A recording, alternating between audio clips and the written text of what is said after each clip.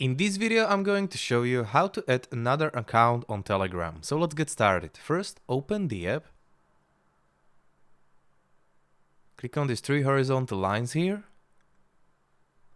And next, click on this arrow. And here, as you can see, you can click on Add Account.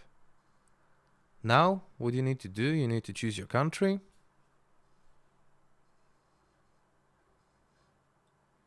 And it's gonna be like for the first time. So you put your number here.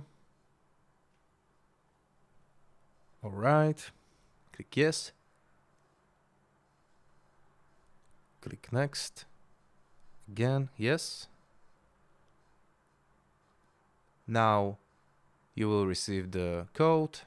Okay, I'm gonna put my name here.